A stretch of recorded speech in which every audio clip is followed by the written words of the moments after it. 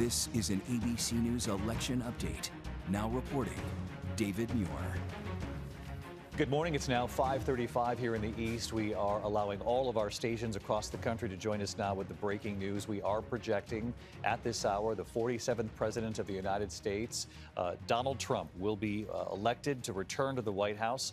Not consecutive terms. We mentioned a moment ago as we were on our air with our coverage, the first since Grover Cleveland to serve non-consecutive presidential terms. Donald Trump returning to the White House as the 47th president of the United States. He does so with Wisconsin now in his win column. Of course, there are a number of states on the map that still look pretty favorable for Donald Trump tonight, but Wisconsin was the state that put him over the map, getting him to 279 at this point, to Kamala Harris's 219 electoral votes.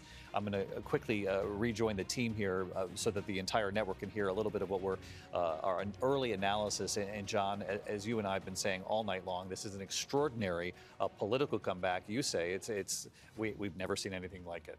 Look, the greatest political comeback in American history, and a victory unlike any that Donald Trump has ever seen, because not only does he win what appears to be a decisive electoral college victory, it seems like he is on the verge of winning the popular vote as well. So he comes back to the White House. Remarkable when you consider the way he left the White House in January of 2021. He comes back to the White House with a mandate. The majority of the American people, it seems, ultimately, when all the votes are counted, will be saying they want Donald Trump to be president. Now, that said, David, he faces the challenge of uniting a deeply divided country.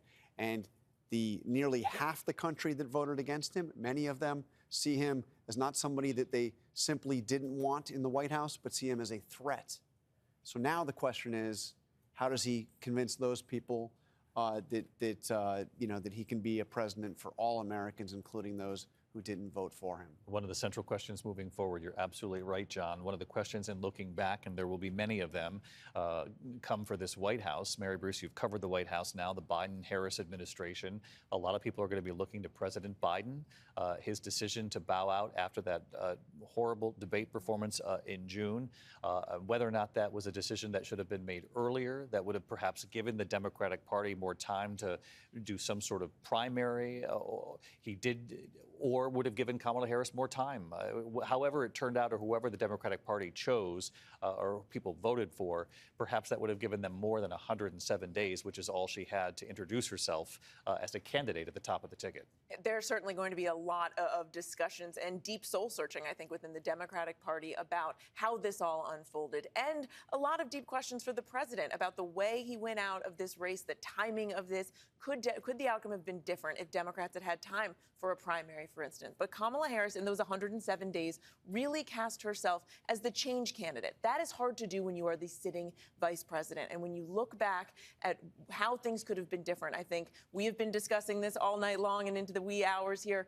The fact that she wasn't able to really differentiate herself enough from the president to say to Americans who are suffering economically that what she would do differently, and to really put a fine point on that, I think it is going to go down as one of the biggest errors in this campaign. And will define the Biden presidency to a large part. Yes. And President Biden, for the longest time, thought he was best positioned to keep Donald Trump returning to the White House. That's a calculation they'll all have to look back on.